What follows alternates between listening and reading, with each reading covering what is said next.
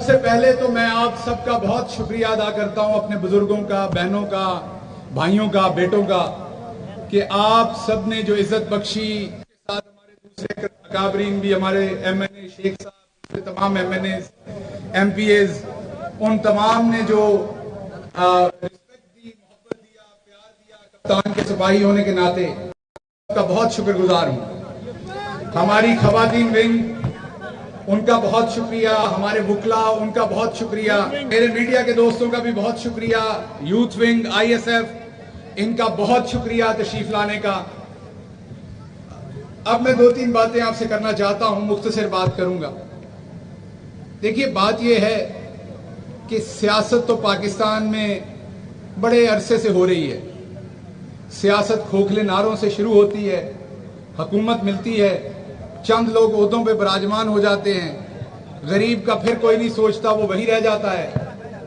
پھر وہ 5 سال وہ لوگ اپنی شکلیں نہیں دکھاتے، ان کے پروٹوکولز، ان کے آگے پیچھے لوگ، اور 5 سال کے بعد پھر الیکشن سے کچھ 6 مہینے پہلے وہ دوبارہ عوام میں آتے ہیں۔ جب حکومت نکلتی ہے ایوان سے تو عموماً لوگ اسے برا بھلا کہہ رہے ہوتے ہیں، ان کے جو نمائندے ہوتے ہیں وہ پریشر میں ہوتے ہیں، جو وزیر اعظم رہا ہوتا ہے وہ غیر مقبول ہوتا ہے، اور عموماً وہ الیکشن ہارتے ہیں، اور دوسری پارٹی جو اپوزیشن میں ہوتی ہے ان کی چڑھائی ہوتی ہے۔ یہی سوچ کر اس سرکار نے خرید و فروخت کی، خرید و فروخت کر کے ضمیر خریدے۔ ضمیر بیچنے والوں نے یہ سوچا کہ یہ منڈی تو پہلے سے لگتی آئی ہے، کون جانتا ہے، جب انگریز نے ہماری اس سرزمین پر قبضہ کیا تھا تو اس نے بھی ضمیر خریدے تھے، تب بھی ضمیر بکے تھے۔ یہ جو بہت اشرافیہ آج آپ کو نظر آ رہی ہے، ان میں سے زیادہ تر کے جو آباء و اجداد تھے، انہوں نے اس وقت ضمیر بیچے تھے، اس وقت لوٹے ہوئے تھے۔ کسی نے جنگ آزادی کی جنگ میں غداری کی تھی تو کسی نے کسی اور مرحلے پر اپنی قوم کے ساتھ غداری کر کے اپنا ضمیر بیچا تھا۔ کسی کو مربے ملے، کسی کو گھوڑے پال مربے ملے، تو کسی کو صنعتیں ملی۔ اس وقت بھی غریب پیچھے رہ گیا اور وہ اشرافیہ آگے نکل گئی۔ آج پھر ان کی جو آنے والی نسلیں ہیں، انہوں نے سوچا کہ دوبارہ ضمیر بیچو۔ ہماری کون سی پہلی نسل بیچ رہی ہے، تو 7ویں 8ویں نسل ضمیر بیچ رہی ہے۔ اس بار عمران خان کے خلاف ضمیر بیچو۔ ڈرائنگ روموں میں بیٹھ کے کہا جاتا تھا کہ عوام بس مہینہ 2 مہینے یاد رکھتی ہے، اس کے بعد کون یاد رکھتا ہے۔ جتنے چوڑے ٹائروں والی آپ کی گاڑی ہوتی ہے، اتنی عوام آپ کے پاس پیچھے بھاگتی ہے۔ تو آپ ضمیر بیچیں، اس سے نوٹ لیں، ان نوٹوں سے کچھ ضمیر خریدیں، ہلکے کے اندر جو بکنے والے کچھ ضمیر ہوتے ہیں، اور چوڑے ٹائروں والی گاڑی لیں اور ہلکے میں بگا دیں، تو پھر عوام آپ کے پیچھے اور ووٹ دے گی، اور پھر جیت کے۔ یہ سب کچھ میں نے اپنی آنکھ سے عمران خان کے رائٹ کندھے کے پیچھے کھڑے ہو کے یہ سب کچھ ہوتے ہوئے دیکھا۔ میں نے یہ تمام چہرے عمران خان میں نے یہ دیکھا کہ کس طریقے سے کوئی بہانہ بنا رہا ہے گورننس کا۔ کسی کو اچانک مہنگائی یاد آ گئی تھی، کسی کو لگ رہا تھا کہ آٹا 40 سے 50 زمین بیچنا ہے، آج آٹا 100 روپے سے اوپر ہو گیا ہے۔ تو میں نے عمران خان کو ہر روز اس مافیا کے ساتھ لڑتے دیکھا۔ عمران خان کے پاس رپورٹیں آتی تھی، جیسے آپ ٹی وی میں رپورٹ دیکھتے ہیں موسم کی، آج سبی میں درجہ حرارت یہ ہے تو کراچی میں یہ ہے، تو رپورٹس آتی تھی کس شہر سے کتنے ضمیر بکے۔ میں کیونکہ ان کے بہت ساتھ ہوتا تھا وزیر اعظم کے دفتر میں، تو مجھے کچھ چیزیں ظاہری بات پتہ لگتی تھی۔ یہاں کا کسان بھی اپنے ہاتھ سے ہل چلا کر پیسہ کما کے کھاتا ہے، یہاں کا ایون فقیر جو ہے وہ بھی ہاتھ پھیلا کے کماتا ہے، کسی کی پیٹھ میں چھرا نہیں گھومتا۔ لیکن بدقسمتی سے اس شہر میں چند ایسے لوگ پیدا ہو گئے، میں یہ کہوں گا کہ جن کی نسلوں نے پہلے بھی ضمیر بیچے ہوئے تھے، نئی بات نہیں تھی، اور اس پیڑھی میں انہوں نے دوبارہ بیچے۔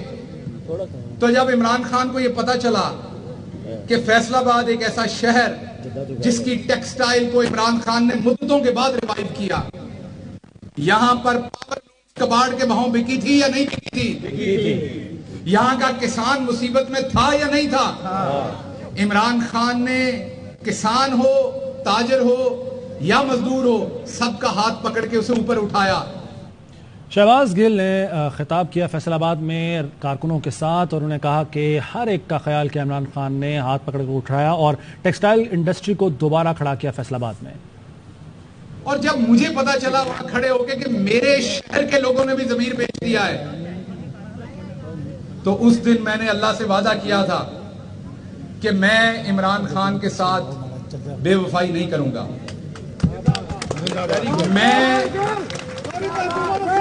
میں اپنے شہر کی ماؤں کے دودھ کی لاج رکھوں گا، میں اس شہر کے جوانوں کی غیرت کی لاج رکھوں گا۔ میری اوقات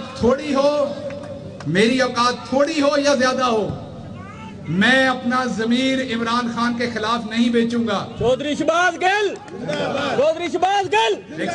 بات کرنے دیجیے گا۔ میں نے اللہ سے وعدہ کیا تھا کہ عمران خان سے بے وفائی نہیں کروں گا، یہ کہنا ہے ڈاکٹر شہباز گل کا کارکنوں سے خطاب کرتے ہوئے فیصل آباد میں۔ اور پی ٹی آئی رہنما نے اس موقع پر یہ بھی کہا کہ اس وقت بھی غریب پیچھے رہ گیا، اشرافیہ آگے نکل گئی، موجودہ حکومت نے خرید و فروخت کی، لوگوں نے ضمیر بیچے۔ ڈرائنگ روم میں بیٹھ کر کہتے ہیں کہ عوام بس 2 ماہ یاد رکھتی ہے، ڈرائنگ روم میں بیٹھ کر یہ باتیں کی جاتی ہیں۔ میری اوقات کم ہو یا زیادہ اپنا ضمیر نہیں بیچوں گا، آج آٹا 100 روپے سے اوپر ہو گیا، ان کا ضمیر ابھی تک برف میں لگا ہوا ہے۔ میں نے عمران خان کو ہر روز اس مافیا کے ساتھ لڑتے دیکھا ہے۔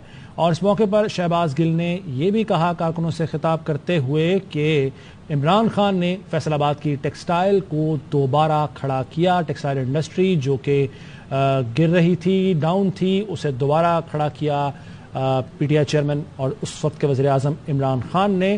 شہباز گل نے یہ خطاب کیا ہے کارکنوں سے فیصل آباد میں، جو ان کا اپنا آبائی علاقہ بھی ہے، اور اس موقع پر دیگر جو کارکنان ہیں وہ ان کے ہمراہ تھے۔ اسی طریقے سے جب آپ ضمیر نہیں بیچتے، بھلے وہ صحافت ہو یا سیاست ہو، تو پھر آپ پہ سختیاں آتی ہیں، لوگ آپ کا تمسخر اڑاتے ہیں، کوئی آپ پہ ہنستا ہے، کوئی آپ کا مذاق اڑاتا ہے۔ آپ کے اوپر صرف ایک ٹیسٹ ہوتا ہے کہ جب آپ لوٹ کے اپنے لیڈر کے سامنے جائیں تو آپ کی آنکھیں نیچے نہیں ہونی چاہیے، آپ اس کی آنکھوں میں دیکھ کے مسکرا سکیں۔ شہباز گل نے اس موقع پر کارکنان سے خطاب میں یہ بھی کہا کہ جس دن الیکشن ہوئے عمران خان 2/3 اکثریت سے جیت کر آئے گا، سیاست کرنی ہے تو عوام کے سامنے الیکشن کرا کر دکھائیں۔ انہوں نے یہ بھی کہا کہ اس وقت غریب پیچھے رہ گیا ہے، اشرافیہ آگے نکل گئی ہے، جبکہ موجودہ حکومت نے خرید و فروخت کی، لوگوں نے ضمیر بیچے۔ اور شہباز گل نے اس موقع پر یہ کہا کہ میری اوقات کم ہو یا زیادہ اپنا ضمیر نہیں بیچوں گا، عمران خان کے ساتھ ہوں۔ اور انہوں نے اس موقع پر خطاب کیا ہے کارکنان سے۔ آپ کے سامنے ٹیسٹ صرف ایک ہوتا ہے، جب آپ اپنے گھر جائیں تو آپ کی ماں جب آپ کا ماتھا چومے تو اس کی آنکھوں میں خوشی کے ساتھ ساتھ غرور بھی ہونا چاہیے کہ اس نے ایک وفادار بیٹا پیدا کیا ہے۔ تو آپ غریب ہیں یا امیر ہیں، اگر آپ غیرت مند ہیں تو آپ کے غیرت کی قیمت کوئی نہیں ہے۔ اور میں آپ کو یقین سے یہ بتاتا ہوں، میں نے مڈل کلاس اور غریب آدمی کو زیادہ غیرت مند پایا ہے، میں نے اس کی غیرت کو نہ بکنے والا پایا ہے۔ حالانکہ وہ غریب ہوتا ہے، مڈل کلاس ہوتا ہے، وسائل کم ہوتے ہیں، لگتا ہے کہ اس کو آرام سے خریدا جا سکتا ہے۔ تو یہ یاد رکھیے گا، زیادہ یا کم دولت اس چیز کی ضمانت نہیں ہے کہ آپ غیرت مند ہیں اور بکاؤ مول نہیں ہیں۔